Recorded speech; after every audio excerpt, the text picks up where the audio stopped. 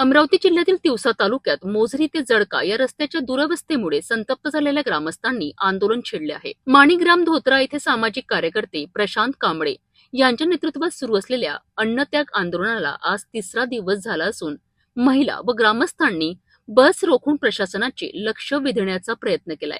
तिवसा तालुक्यातील मोझरी ते जळका या रस्त्याची अवस्था गेल्या अनेक वर्षांपासून अत्यंत खराब झाली आहे।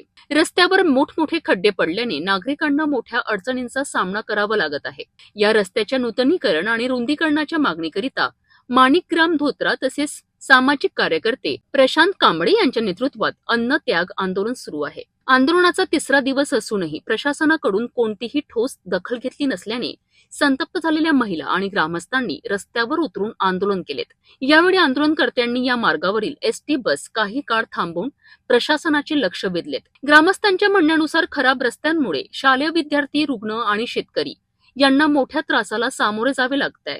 गावात रस्त्याची एवढी बिकट परिस्थिती झाली आहे की गड्ड्यात रस्ता की रस्त्यात गड्डा, म्हणून यांच्यासाठी माझा पूर्ण पाठिंबा असून शासनाने यांची दखल घेण्यात यावी। मोझरी ते जळका रस्ता व्हायलाच पाहिजे। आम्ही क्वेश्चन मांडला आहे, नाही तर आम्ही क्वेश्चन मागं घेऊ नये। 1990 पासून पाहताय की आपल्या हा रोड प्रदान झाला होता, त्याच्यानंतर पासून या रोडचं फक्त डागडुजीकरण चालू आहे। आईपर्यंत ते थोडे थोडे गड्डे बुजवतात आणि रोड तसाच राहतो। गावाला खूप प्रॉब्लेम आहे, आम्ही कसं करावं सांगा तुम्ही आता। शिरसगाव तरस आहे, जळका खूप तरस आहे, आम्ही कसं करावं सांगा तुम्ही आता। पाहिजे या पार्श्वभूमीवर मोझरी जळका रस्त्याचे तातडीने नूतनीकरण आणि रुंदीकरण करावे अशी ठाम मागणी आंदोलनकर्त्यांनी केली आहे। जळका रस्ता अत्यंत महत्त्वाचा आहे। गेल्या अनेक वर्षापासून या रस्त्यावर खड्डे झालेले आहे। जेव्हा नॅशनल हायवे अमरावती नागपूर जो नॅशनल हायवे आहे तो जेव्हा आपत्कालीन परिस्थितीमध्ये बंद असतो तेव्हा आमचाच ग्रामीण भागातला जो रस्ता आहे हा पर्यायी म्हणून वापरला जातो।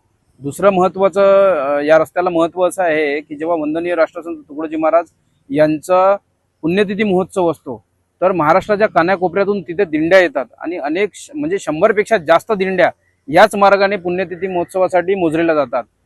तिसरं महत्त्वाचं या रोडचं महत्त्व आहे म्हणजे हा रोड हा मार्डी मार्गे समृद्धी महामार्गाला मिळतो आणि अनेक वेळा हेवी ट्रॅफिक सुद्धा या मार्गाने जातो।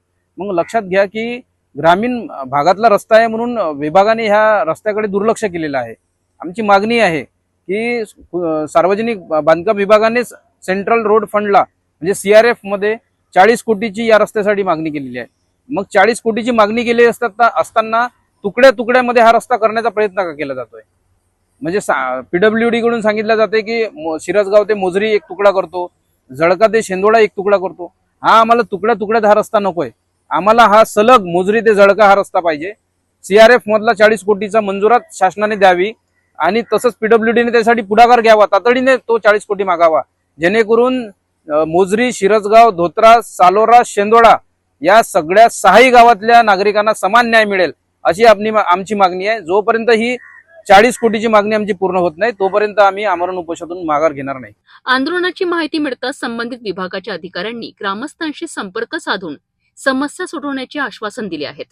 मात्र मागण्या पूर्ण न झाल्यास आगामी काळात तीव्र आंदोलन छेडण्याचा इशारा ग्रामस्थांनी दिला आहे।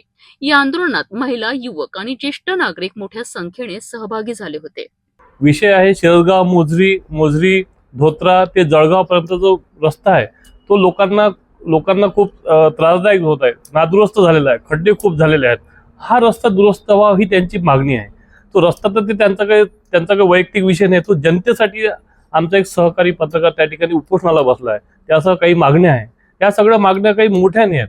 शासनाला मोठमोठे समृद्धी मार्ग बनवता येतात, मोठमोठे हायवे बनवता येतात आणि साधा ग्रामीण भागातल्या जनतेसाठी मंजूर करू शकत नाही। गेल्या 4 वर्षापासून 5 वर्षापासून तो त्या ठिकाणचा हा प्रस्ताव पडलेला आहे की धोत्रा, शिरसगाव, जळकापर्यंत रस्ता मंजूर करण्याचा। तो रस्ता झाल्यास जनतेत दळणवळणाची साधने सोयीस्कर होईल, सुविधायुक्त होईल, त्यांना ते झटके सहन करून जाता येणार। खूप मुलं तिथून शाळेमध्ये जातात बिचारे, काही लोक त्या ठिकाणी पडलेले आहेत। म्हणजे ह्या सगळा त्रास होऊ नये म्हणून आमचे सहकारी मित्र प्रशांत कांबळे हे उपोषणाला बसले आणि आज त्यांचा 3रा दिवस आहे। आज 3रा दिवस माणसाच्या पोटात अन्न नाही आहे, दाना नाही आहे, काही नाही. अशा परिस्थितीत त्यांची प्रकृती खालावली, काही झालं तर याला प्रशासन जबाबदार आहे.